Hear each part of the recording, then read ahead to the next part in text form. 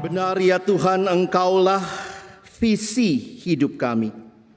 Biarlah ungkapan ini bukan hanya kebiasaan karena kami dibina di dalam pelayanan yang mengutamakan visi dari Tuhan, tetapi benar-benar menjadi kehidupan kami pribadi lepas pribadi.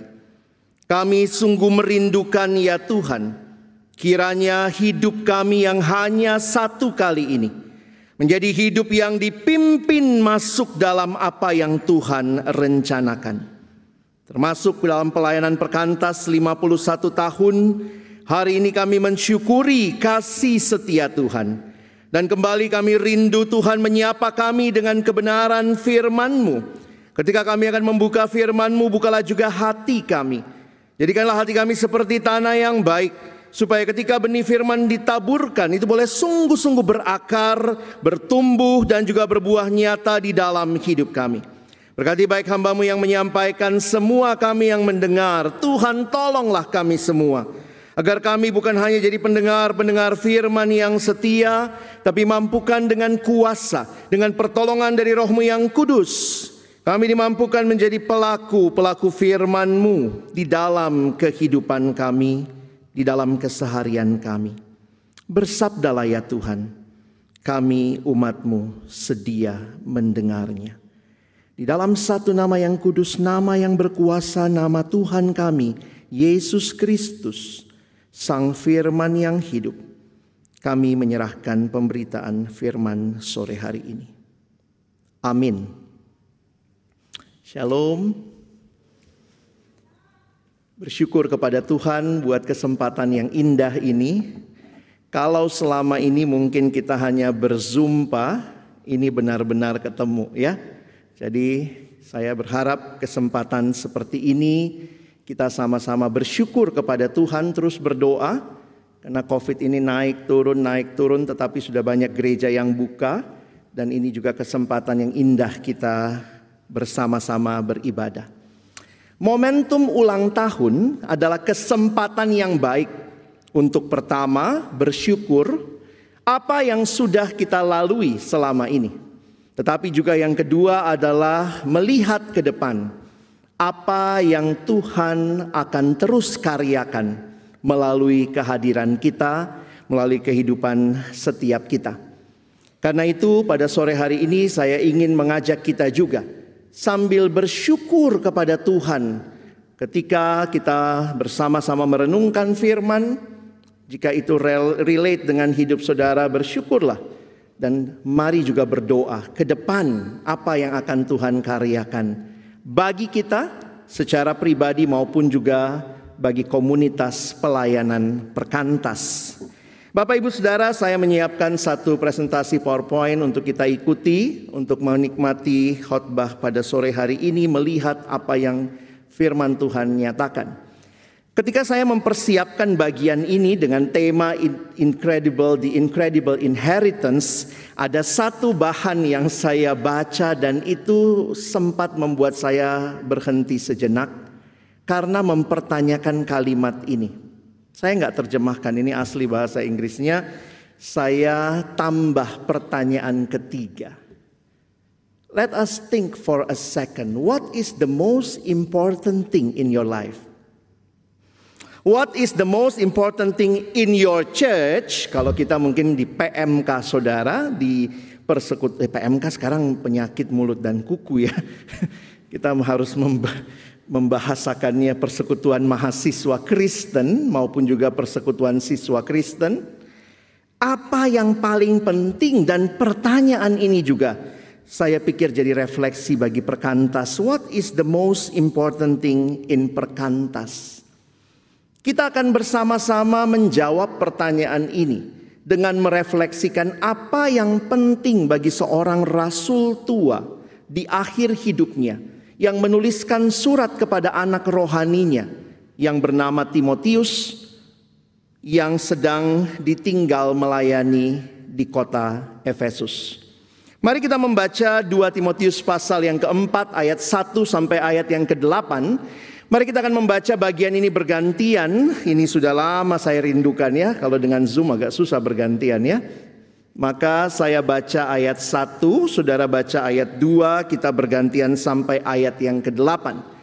Di hadapan Allah dan Kristus Yesus yang akan menghakimi orang yang hidup dan yang mati, aku berpesan dengan sungguh-sungguh kepadamu demi penyataannya dan demi kerajaannya.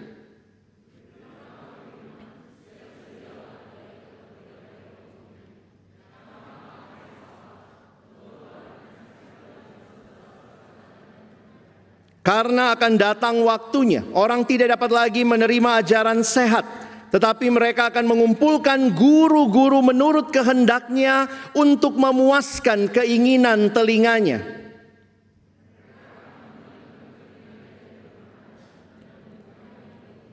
Tetapi kuasailah dirimu dalam segala hal. Sabarlah menderita, lakukanlah pekerjaan pemberita Injil, dan tunaikanlah tugas pelayananmu.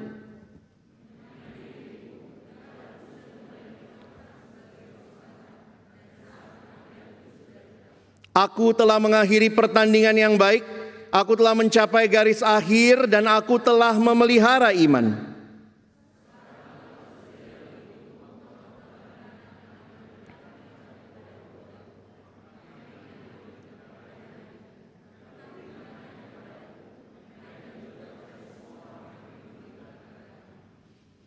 Surat 2 Timotius adalah surat terakhir yang dikirimkan oleh Rasul Paulus. Sedikit latar belakang konteks pada masa itu. Pada saat itu ada ancaman besar sedang melanda kekristenan di provinsi Asia. Asia adalah nama salah satu provinsi yang disebut sebagai Asia Minor, Asia Kecil, sekarang itu Turki, ya. Dengan Efesus sebagai ibu kotanya. Sedikit konteks latar belakang kalau saudara mau melihat di mana, kita lihat di situ ada kota Efesus. Sementara Paulus ada di kota Roma yang kayak kaki main bola itu, ya. Nah, situasinya seperti apa? Pada waktu itu ada dua ancaman yang ada di sekitar jemaat.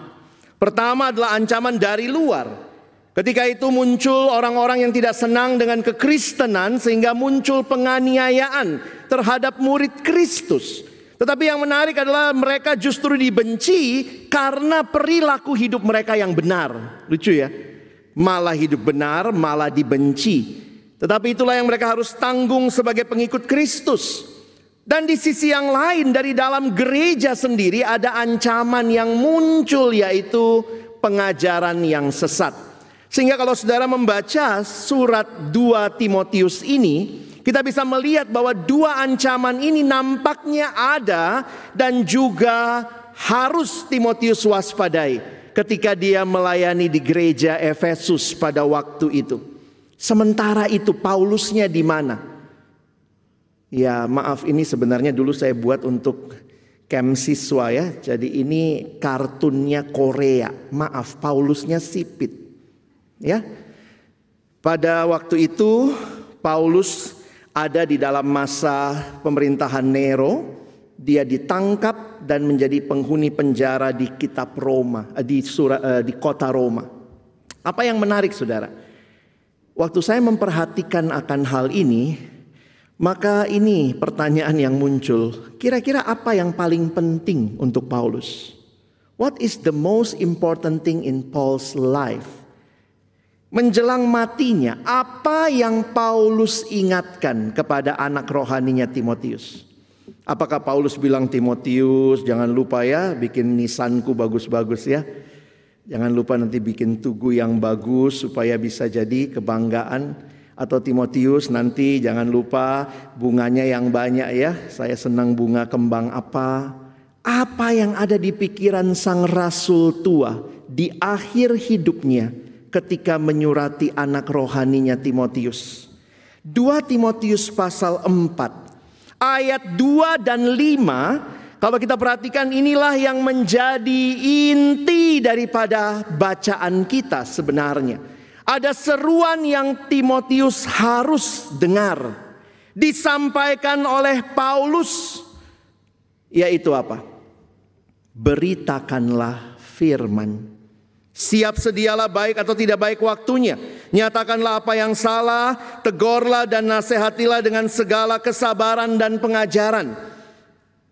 Serasa masih kurang untuk menegaskan akan tugas penting ini, maka sang rasul menulis lagi di ayat yang kelima untuk sang anak rohani. Tetapi kuasailah dirimu dalam segala hal, sabarlah menderita, lakukanlah pekerjaan pemberita Injil dan tunaikanlah tugas pelayananmu. Saudara, apa yang menjadi hal penting bagi Paulus di akhir hidupnya? Apa yang Paulus lihat penting untuk dia ingatkan kepada anak rohaninya Timotius adalah perintah untuk meneruskan berita Injil. Beritakanlah firman, beritakanlah Injil. Saya coba pelajari sejenak untuk kita lihat. Saya hanya kutip dari pasal pertama nanti, tapi Bapak Ibu Saudara, mari perhatikan betapa pentingnya berita Injil. Penulis John Stott dalam satu tafsirannya, dia kira-kira merangkum seperti ini ya. Ini saya ambil dari beberapa bagian. The gospel is precisely this, good news of salvation or good news of our Savior Jesus Christ. We are saved in Christ Jesus by God's purpose, God's grace, God's call, and not by our own work. Kita diselamatkan bukan karena apa yang kita lakukan. Berita Injil bicara apa yang Allah lakukan bagi kita di dalam karya penebusan Kristus. Saudara, ini bagian penting yang kita harus ingat. Injil bicara tentang Yesus, yang dituliskan di dalamnya tentang apa yang Allah lakukan melalui Kristus bagi kita. Semua agama bicara apa yang harus kita lakukan bagi Allah supaya Allah terima kita. Tetapi Injil berbicara apa yang Kristus lakukan bagi kita supaya kita bisa diterima oleh Allah. Inilah yang sangat membedakan. Saudara perhatikan, seolah-olah sepanjang kitab 2 Timotius, sebenarnya referensinya banyak sekali Paulus kaitkan dengan apa artinya berita Injil itu. Saudara lihat pasal 1 dulu ya. Dari Paulus, ini pasal 1 ayat 1. Saya hanya gali sedikit pasal 1 saudara ya, lihat. Dari Paulus, Rasul Kristus Yesus oleh kehendak Allah untuk memberitakan janji tentang hidup dalam Kristus Yesus. Saudara, kalau perhatikan kalimat ini menggetarkan hati saya beberapa kali membaca, mengkhotbahkan ayat ini. Orang bisa luar biasa jualan kalau itu sesuatu yang bisa sepertinya memperpanjang hidup. Benar nggak? Ada yang jualan, ya maaf ya, bukannya nggak boleh, ya boleh jualan ya. Ini makanan tambahan. Kalau makan ini nanti nggak jadi tua. Nanti kemudian saya juga nggak tahu nggak jadi tua. Terus kemudian jadi hidup lebih sehat. Kan itu dalam rangka umur panjang ya. Kita semua bicara mau umur yang lebih panjang. Tetapi yang Paulus sedang bagikan adalah janji tentang hidup. Luar biasa. Kalau saudara punya produk ini, maaf ya yang suka jualan, kalau saudara punya produk macam begini, ada asuransi yang memberikan janji tentang hidup, saudara jualannya pasti getol ya. Kita diperhadapkan dengan dunia yang binasa, tetapi Paulus sadar yang penting bagi dirinya adalah apa yang Allah percayakan, yaitu untuk memberitakan janji tentang hidup. Perhatikan di ayat 10, sebenarnya ayat 9, 10 kalau saudara perhatikan, ini juga menarik. Karena saya kutip ayat 10, karena ini kaitannya dengan ayat 1 tadi. Perhatikan yang warna merah. Telah mematahkan kuasa maut dan mendatangkan hidup yang tidak dapat binasa. Wow, this is the incredible inheritance. Waktu memperhatikan ayat ini, Saya pikir Paulus jelas tahu ini hal yang paling berharga. Di dalam ayat 8 sedikit bagian yang dituliskan, jadi janganlah malu bersaksi tentang Tuhan kita. Jadi memang tidak ada satu definisi Injil adalah hanya ini, tetapi spektrumnya mencakup isinya adalah tentang Tuhan kita. Lalu kemudian di ayat 13, di ayat 14, Paulus mengatakan ini adalah contoh ajaran yang sehat dalam kaitan ada pengajar-pengajar yang palsu.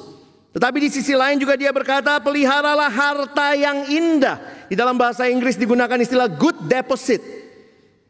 Jadi ini ada gambaran-gambaran investasi saudara ya. Buat kalian yang anak milenial rajin investasi sekarang ya. Ayo, this is the good deposit. Bagaimana menghayati ini? Makanya saya coba simpulkan, kalau kita lihat ini saja saudara ya, janji tentang hidup, tentang Tuhan dan segala macam, luar biasa. Karena itu pendeta John Stott tulis begini ya di kesimpulannya. We have seen that the gospel is good news of salvation, promise from eternity, secure by Christ in time, and offered to faith. Inilah, kadang-kadang kita suka memisahkan seolah-olah Injil itu hanya berita Yesusnya. Karena beberapa orang konsepnya Allah Bapa tuh jahat, yang baik Yesus. Makanya Allah Bapa kan dia kasih anaknya supaya kita didamaikan dengan Allah. Tidak. Kalau kita perhatikan bahwa di dalam rencana kekal Allah, ini menjadi sesuatu yang disampaikan. Sehingga saudara yang dikasihi Tuhan, pertanyaan yang tadi saya tanyakan di awal. What is the most important thing in your life? What is the most important thing in your church? What is the most important thing in Perkantas? Berkaca kepada apa yang Paulus sampaikan, maka itulah tema yang sama-sama diangkat pada sore hari ini. Banyak penafsiran dalam tema ini. Inheritance-nya siapa atau apa? Tapi saya pikir ini semua berkat rohani seperti kata surat Efesus yang saudara dan saya terima di dalam Kristus. Berkat rohani dipersatukan dengan Allah, diselamatkan dari dosa, tapi juga berkat di mana kita disatukan dengan sesama. Dan inilah keindahan di mana Kristus menjadi sentral, salibnya, karya salibnya menjadi berita utama. Ketika Perkantas sampai 51 tahun. Kenapa? Ini bukan kelompok social club. Ini bukan arisan.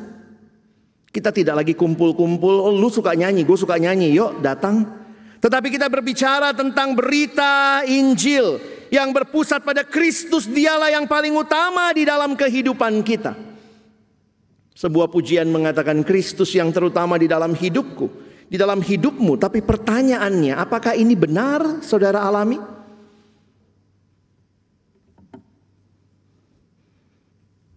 Dan Paulus mengingatkan Timotius. Kita lihat sebentar ya.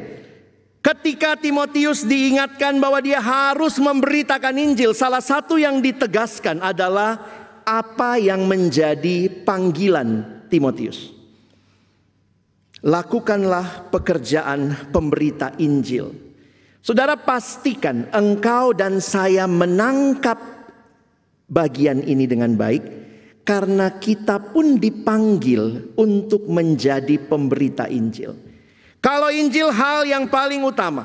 Di dalam pelayanan Perkantas 51 tahun ini. Dengan segala ancaman dari luar, dari dalam. Maka kita sadar bahwa tidak mudah menghadapinya. Tetapi berita Injil tetap relevan. Dan pemberita-pemberita Injil tetap dipanggil dari generasi ke generasi. Sadarkah engkau dan saya, we are the heralds of the good news. Istilah ini dibahas dalam satu tafsiran dengan baik sekali. Dia mengingatkan, beritakanlah firman, preach the word. Tetapi istilah preach the word itu dari terminologi keruso yang berarti to herald atau to proclaim. Jadi preach the word dalam arti sebagai pemberita, maka tugasnya adalah memberitakan Injil. Apa artinya pemberita? Ini di dalam konteks masyarakat waktu itu, orang yang diberikan tanggung jawab untuk menyampaikan berita dari raja. Jadi dia bukan punya berita dari dirinya. Dia punya berita dari raja yang memanggil dia. Jadi orang ini adalah pemberita yang adalah pegawai resmi istana begitu ya. Makanya dia juga, kalau kalimat bahasa Inggrisnya, the herald enjoyed the protection of the king as he carried out the duty. Dan saya pikir banyak saksi-saksi iman bagaimana Tuhan menjaga, memelihara ya waktu kita melakukan bagian kita. Dan ini menarik untuk kita perhatikan. Paulus ingatkan, lakukan tugasmu sebagai pemberita Injil.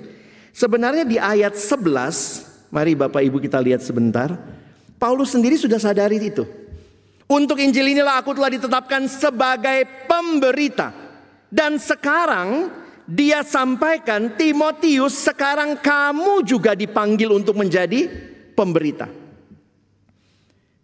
Saya harap teman-teman bisa menangkap dengan jelas bahwa engkau dan saya yang melihat Injil sebagai hal yang paling penting, fokus kepada Kristus yang bangkit, yang mati dan bangkit menyelamatkan, maka kita dipanggil untuk membawa berita itu. Kita telah menjadi pemberita-pemberita Injil. Dan karena itulah kalau kita perhatikan, Paulus harus melewati satu situasi yang tidak mudah. Dan Timotius sekarang dipanggil untuk ikut dalam barisan yang sama. This is the incredible inheritance yang dimulai dari Allah sendiri di dalam sejarah manusia.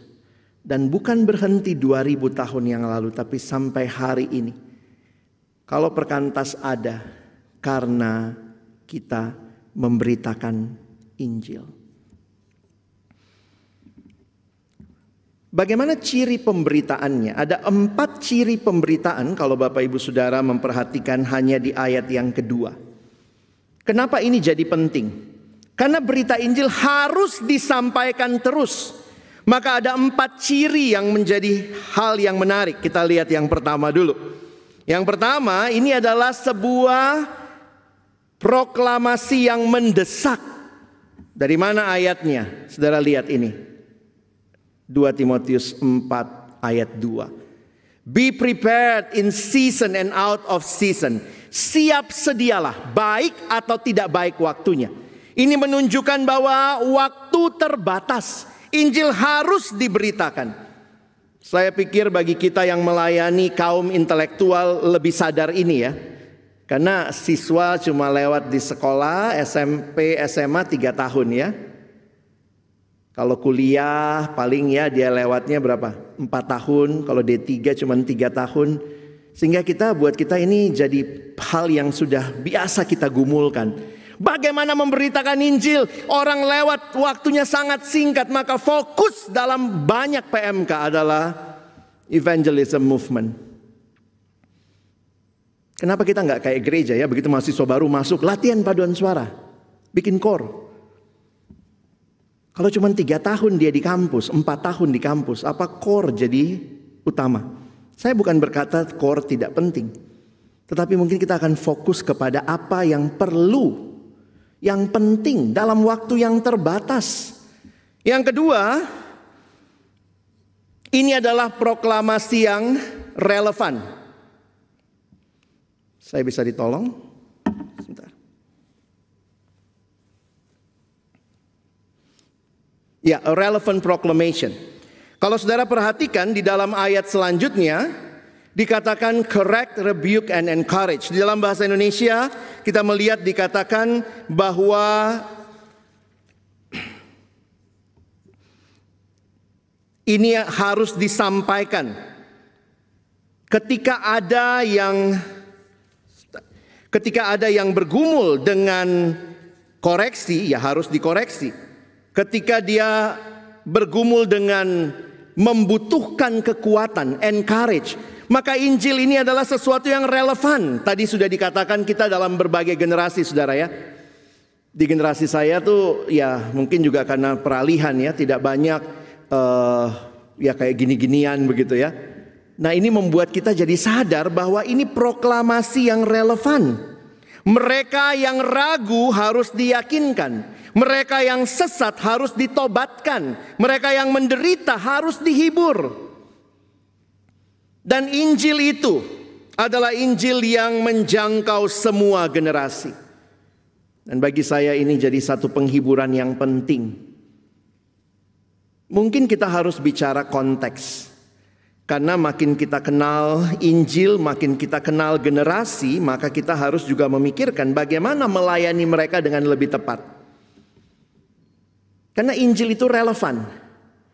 Menarik ya, berita Injil bukan cuma tentang Yesus lalu selesai. Perhatikan kalimat Paulus tadi. Bapak Ibu lihat ya.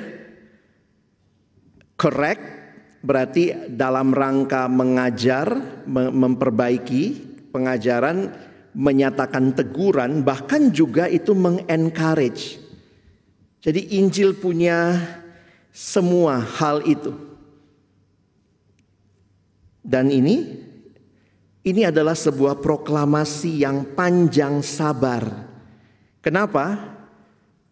Karena kalimat bahasa Inggrisnya menggunakan istilah with great patience, dengan segala kesabaran. Seperti Yesus yang melayani dengan segala kesabaran. Saudara, banyak orang dalam masa pandemi jadi nggak sabaran ya. Karena memang juga nggak ketemu, kadang-kadang sulit menjangkau sehingga pergumulan pelayanan salah satunya. Iya kak, sudah diajak, sudah kita blast pengumuman, nggak datang juga. Nah kadang saya bilang sama teman-teman pengurus kampus, sabar. Sekali kamu japri dia nggak datang, mungkin japri lagi lah. Jadi jangan berhenti. Tapi dengan segala kesabaran seperti Kristus. Dan ini juga adalah sebuah proklamasi yang intelijen. Apa yang dimaksud dengan intelijen? Perhatikan kalimat careful instruction, dengan segala pengajaran. Bagi saya menarik dalam pelayanan kita tidak bicara sekadar sharing, tapi kita menjelaskan firman Tuhan. Supaya kita memahami.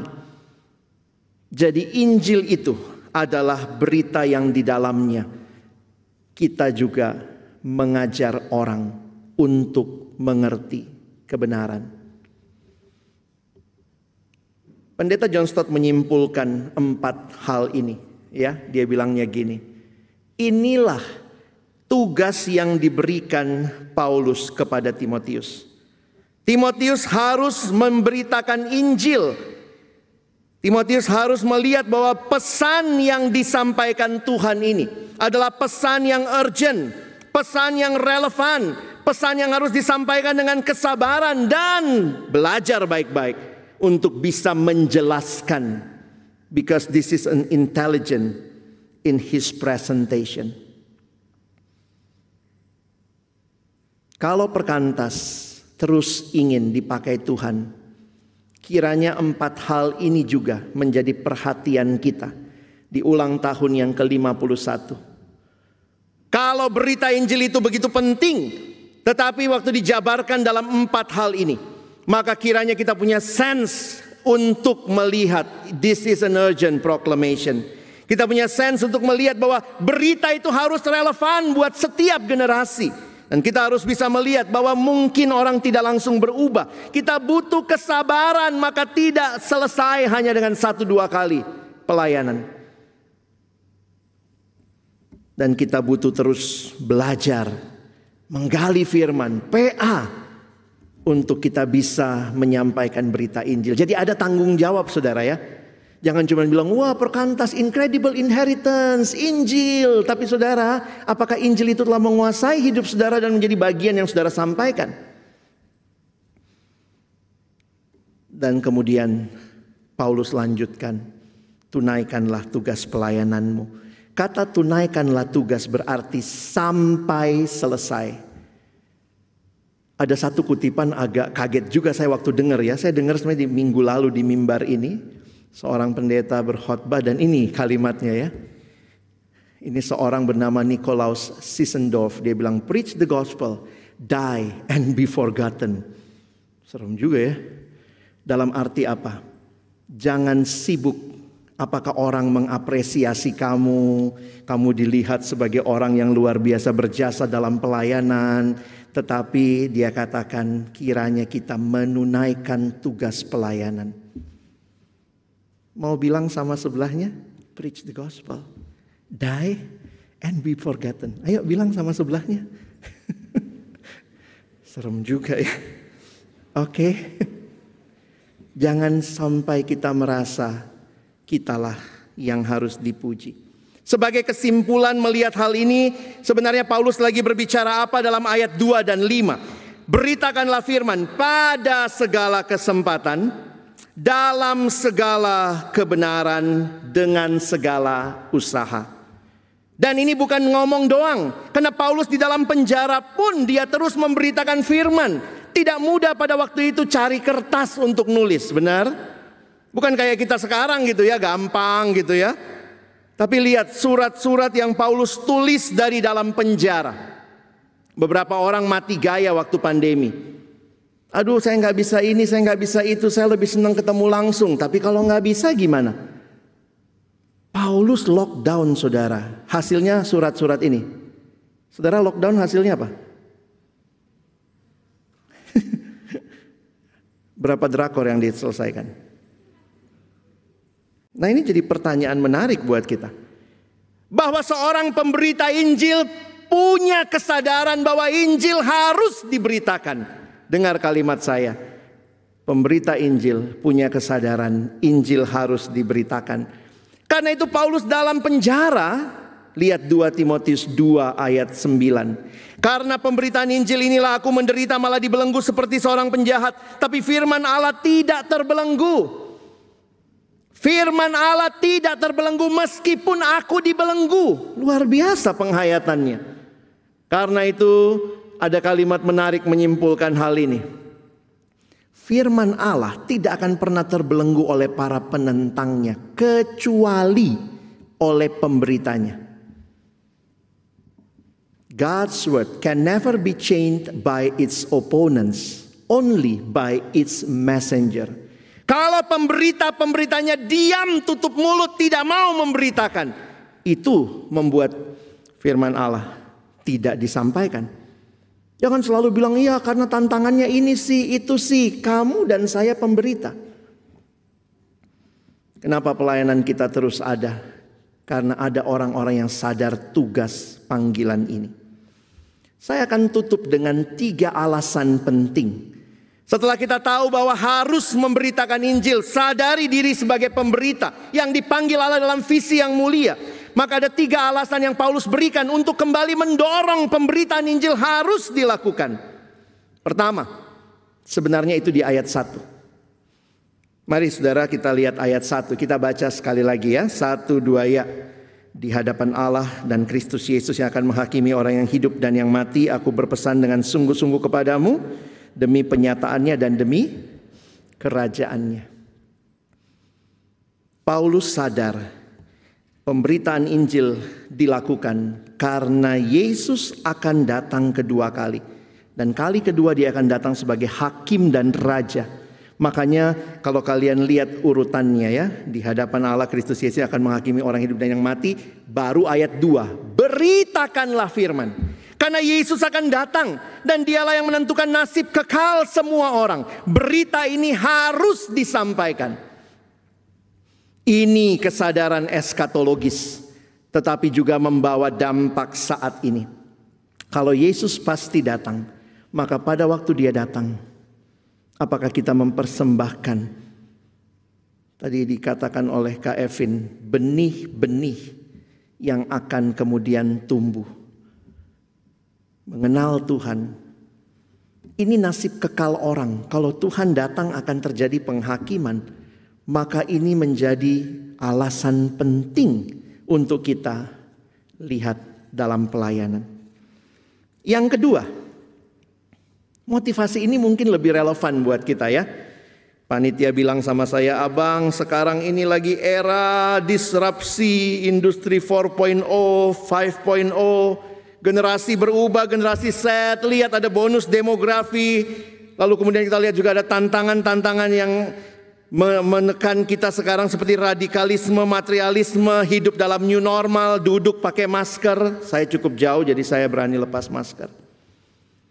Saudara, realitas seperti itu, ini zaman yang menolak kebenaran.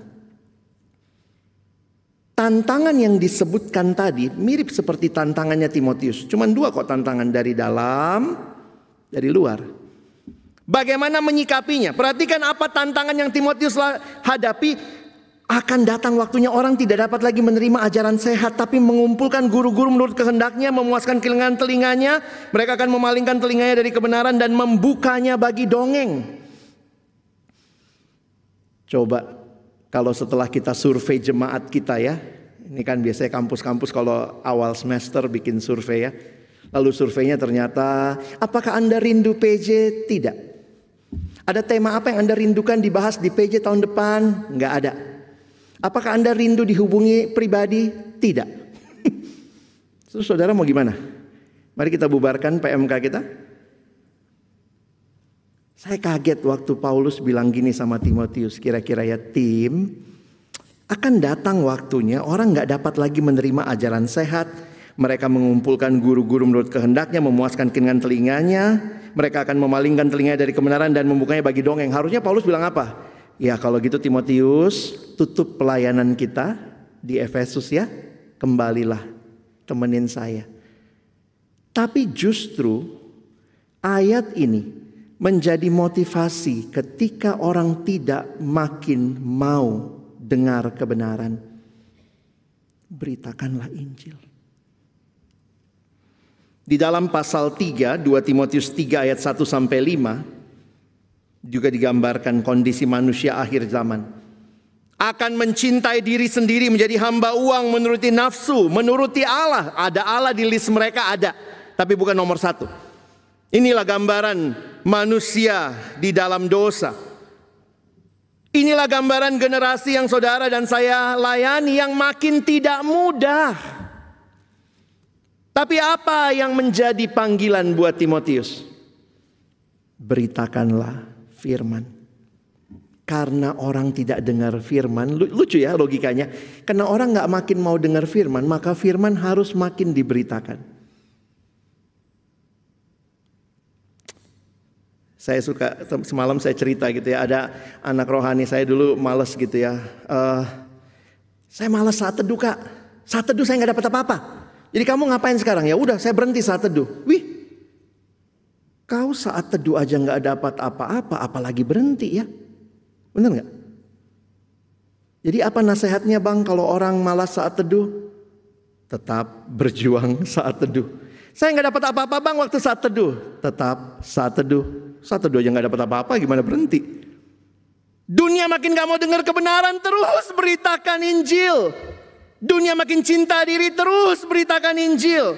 Kondisi eksternal, internal, inilah tantangan pemuridan generasi ini. Saudara bisa sebutkan, silahkan apa yang terjadi di sekitar kita.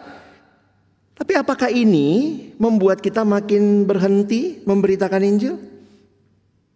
Ini survei bilangan research kepada orang muda dan orang umum dalam arti jemaat Tuhan. Lihat surveinya ya. 1 dari 3 anak muda Kristen Indonesia menganggap bahwa semua agama menyembah Tuhan yang sama. Wow. Yang pengurus PMK, pengurus siswa langsung harus mikir-mikir ya. Wih, ini perlu angkat tema tentang Allah ya. 1 dari 3 anak muda Kristen Indonesia menganggap bahwa perbuatan baik saja dapat menyelamatkan. Hey, berarti siapa juru selamatnya kalau perbuatan baik bisa menyelamatkan? 1 dari 4 anak muda Kristen Indonesia mendukung pernikahan beda agama. Situasi makin gak mudah. Lihat jemaat ya. Kalau tadi orang muda, ini jemaat umum. 1 dari 2 orang Kristen Indonesia tidak aktif memberitakan Injil kepada orang lain dalam 3 bulan terakhir. Katanya Kristen, katanya menerima Injil, katanya Injil paling penting, katanya pemberita Injil. Tapi hanya 1 dari 2 orang Kristen Indonesia, atau 1 dari 2 orang Kristen Indonesia tidak aktif memberitakan Injil. 1 dari 5 orang Kristen Indonesia menganggap bahwa penginjilan kepada teman adalah hal yang tidak baik, merusak relasi. 2 dari 3 orang Kristen Indonesia tidak aktif memuridkan orang lain dalam 3 bulan terakhir. Ini generasi yang makin cinta diri, mi terus. Belum lagi mereka hidup dalam kondisi zaman yang kalau kita mau refleksikan, sejauh mana mungkin kita yang sedang dipengaruhi. Zaman yang makin sekuler, makin pragmatis, makin konsumeris, makin hedonis. Teman-teman alumni pasti tahu dan juga paling tidak pernah melihat dan mengalami. Generasi yang makin materialisme, kesuksesan diukur dari apa? Materi. Kalau kesuksesan diukur dari materi, maka siapa yang paling sukses? Koruptor dong, paling banyak materinya. Jangan salah menempatkan nilai hidup. Kita hidup dalam generasi yang tidak lagi pegang kebenaran, mengatakan perasaanlah segala-galanya. Belum lagi tantangan radikalisme, terorisme. Kalau disambung terus, saudara, banyak ya, mengancam bangsa dan negara kita. Di tengah-tengah situasi ini, apa pesan Rasuli malam ini? Terus beritakan firman. Perkantas mungkin akan ditinggalkan karena kayaknya orang-orang lebih suka dengan gaya-gaya sekarang yang lebih hedon, lebih fun. Tentu kita harus relevan, tapi bukan berarti mengorbankan integritas. Tapi kalaupun satu waktu semakin sedikit orang yang datang, apakah kita tetap memberitakan Injil? Motivasi terakhir. Ini motivasi lebih kepada tantangan generasi. Kalau tadi kan tantangan eskatologis, Yesus akan datang, Injil harus diberitakan. Yang kedua, tantangan situasi, tantangan generasi, situasi di mana orang makin tidak suka kebenaran. Pesannya apa? Beritakan Injil. Yang ketiga, Paulus cerita, aku gak lama lagi meninggal. Paulus akan menghadapi kematian. Perhatikan cara Paulus menilai kematian. Ini menarik saudara ya. Dia mengatakan darahku sudah mulai dicurahkan sebagai persembahan. Istilah yang dipakai dalam bahasa aslinya adalah drink offering. Ternyata bagi orang Yahudi waktu dia mempersembahkan korban, salah satunya ada persembahan minuman. Itu biasanya wine, anggur. Nah, jadi kalau dia bicara drink offering, menurut tradisi drink offering itu yang terakhir akan dicurahkan, setelah itu selesai pengorbanan. Jadi kalau sudah sampai drink offering, berarti dia sudah final. Dan dia katakan my departure, cara dia melihat kematian sebagai saat keberangkatanku. Itu istilah asli yang muncul. Paulus melihat kematian sebagai kesempatan dia akan segera berangkat berjumpa dengan Tuhan, kekasih jiwaku. Kekasih jiwa Paulus. Tapi perhatikan saudara, di akhir hidupnya ini evaluasi Paulus atas hidupnya. Dan saya waktu renungkan ini saya terharu. Paulus tidak mengevaluasi hidupnya dari berapa banyak harta yang dia miliki. Paulus tidak mengevaluasi hidupnya dari berapa sukses pencapaian-pencapaiannya. Tapi dari apa? Makanya ini pertanyaan terkait sekali dengan yang pertama. Apa yang paling penting? Kalau yang paling penting buat hidup saudara adalah punya banyak harta, maka pasti di akhir hidup evaluasinya harta.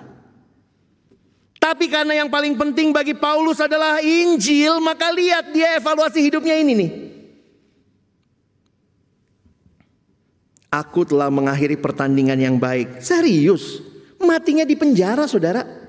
Coba, kalau ada opung kita di akhir hidupnya di rumah, Kemudian dikelilingi anak cucu, lalu kemudian opung ini cerita, wah aku akan segera mengakhiri pertandingan yang baik. Kita bilang, ih mantap memang opungku ya. Tapi ini dari dalam penjara. Terus dia bilang, aku telah mengakhiri pertandingan yang baik. Please Paulus, sadar diri dong. Aku telah mencapai garis akhir. Di penjara, matinya di penjara itu garis akhir. Aku telah memelihara iman, aku telah melihara iman. Bagi saya nggak masuk akal kalau kita evaluasi hidup kita dari harta, dari kesuksesan, dari keluarga, maka nggak ada masuknya ini. Sayangnya banyak orang evaluasi hidupnya dari hal-hal yang bukan ini. Kalau saudara harus evaluasi hidupmu dari 3 hal ini, apakah kita bisa berkata hal yang sama? Seruannya seruan kemenangan. Dari penjara menanti hukuman mati. Gelok kan? Bisa mikir, aku menang. Aku bertahan. Memang kebahagiaan sejati tidak ditemukan dalam perolehan apapun. Selain di dalam kesatuan dengan Allah. Bahkan dia melihat ke masa depan, dia katakan sekarang telah tersedia bagiku mahkota kebenaran yang akan dikaruniakan kepadaku oleh Tuhan, hakim yang adil pada harinya. Tetapi bukan hanya kepadaku melainkan juga kepada semua orang yang merindukan kedatangannya. Saudara, waktu bicara hal ini jangan pikir hidup Paulus mudah ya. Kata yang digunakan tadi, pertandingan, itu dikaitkan dengan kata penderitaan di dalam bahasa aslinya. Mahkota yang dia terima bukan karena dia hidupnya santai-santai, saudara. Saya setuju dengan kalimat Bapak Charles Spurgeon. Tidak ada pemakai mahkota di sorga yang tidak memikul salib di bumi. Perkantas 51 tahun ke depan tidak lebih mudah. Generasi berganti, yang tua harus pergi, yang baru datang. Tapi tugasnya yang tetap sama. Beritakanlah firman. Paulus nampaknya ngoper ini ya. Tongkat estafetnya itu dioper ya. Satu penafsir Bapak Robert Salomon bilang, Paulus tidak menjatuhkan tongkat estafet. Dia oper baik-baik ya. Karena kelihatan dia jelas menyiapkan Timotius. Banyak pelayanan yang tuanya pergi, yang mudanya bingung. Itu seperti menjatuhkan tongkat estafet, yang satu bingung bagaimana memulai.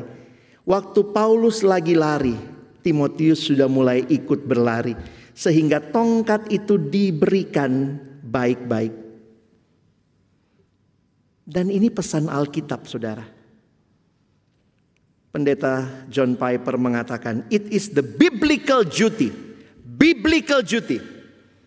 of every generation of Christians to see to it that the next generation hears about the mighty acts of God. Pastikan bahwa kita tidak hanya punya banyak generasi di sini, tapi generasi yang benar-benar menyiapkan generasi selanjutnya untuk mendengar berita karya Allah yang luar biasa. Sebagaimana Musa mempersiapkan Yosua, ada persiapan. Sebagaimana Yesus menyiapkan para rasul, ada persiapan. Sebagaimana Paulus menyiapkan Timotius, maka harus ada proses regenerasi yang baik. Inilah pemuridan. Kenapa kita fokus banget pemuridan ya?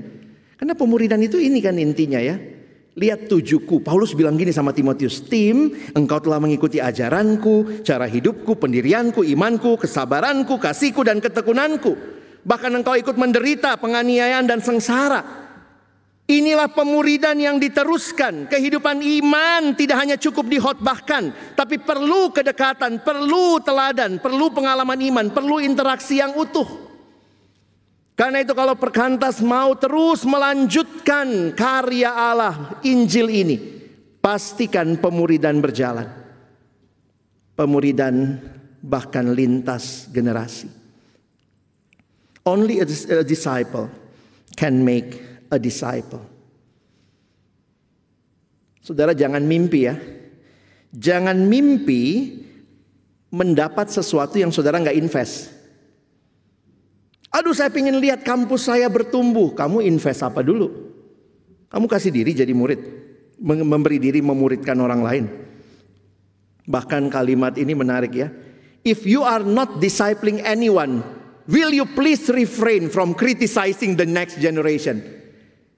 Kiranya kita yang mungkin juga terus punya keraguan kepada generasi selanjutnya, kita benar-benar memuridkan mereka. Itu cara terbaik memastikan Injil diteruskan. Berjalan bersama mereka. Warisan terbaik bagi generasi muda adalah teladan yang baik dari generasi yang lebih tua. Saudara, kalimat berikut ini, kutipan yang juga sangat indah. You cannot see faith, but you can see the footprints of the faithful.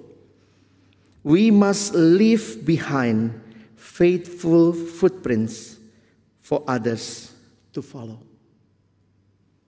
Anda tidak dapat melihat iman, tetapi Anda dapat melihat jejak kaki orang-orang beriman. Kita harus meninggalkan jejak kaki orang-orang beriman untuk diikuti orang lain. Generasi berganti, tugasnya tetap sama, beritakan firman. Ini yang kita bisa syukuri dari Perkantas hari ini.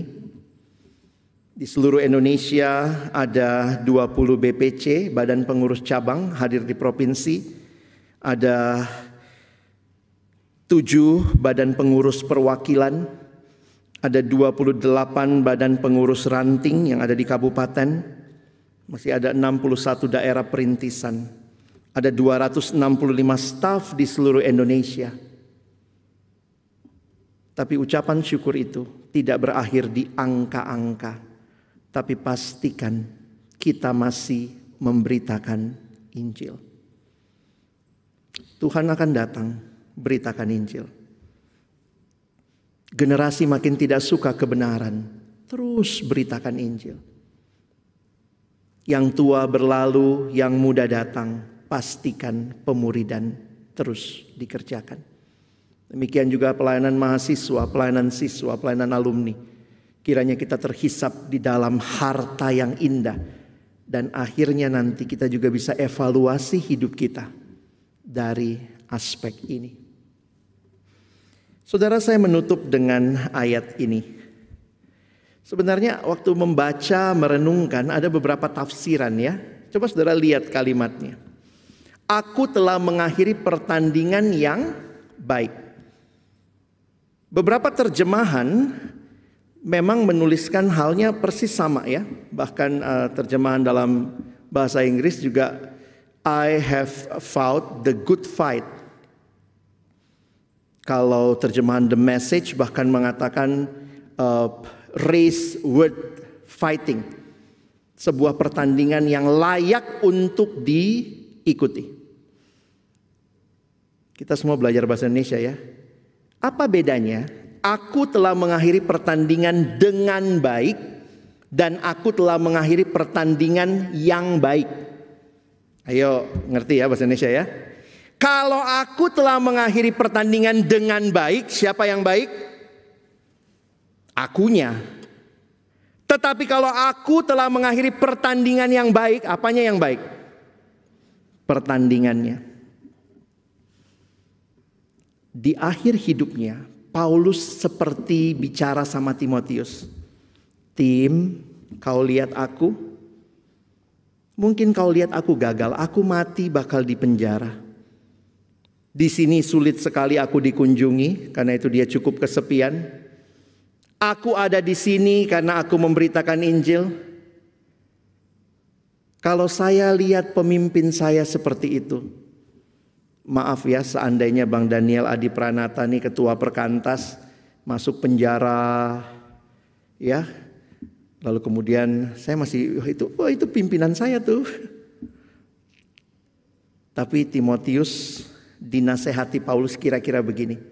Paulus mau bilang, Timotius, aku tidak salah pilih pertandingan. Apa yang kau lihat, aku ada di sini. Di dalam kacamata dunia aku gagal, tapi Timotius, aku tidak salah pilih pertandingan. I have fought the good fight. Inilah pertandingan yang disediakan Allah bagiku. Karena itu Timotius, setialah. Pilihlah pertandinganmu. Pertandingan yang baik, yang di dalamnya kau tahu memperjuangkan visi Allah bagi generasi ini. Pastikan engkau tidak salah pertandingan. Sehingga di akhir hidupmu engkau bisa berkata, I have fought the good fight. Keep fighting the good fight. Amin. Mari berdoa.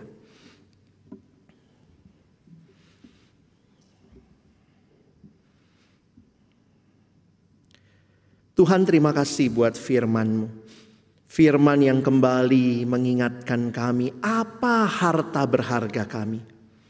Firman yang kembali mengingatkan kami untuk meneruskan berita Injil yang mulia itu dari generasi ke generasi.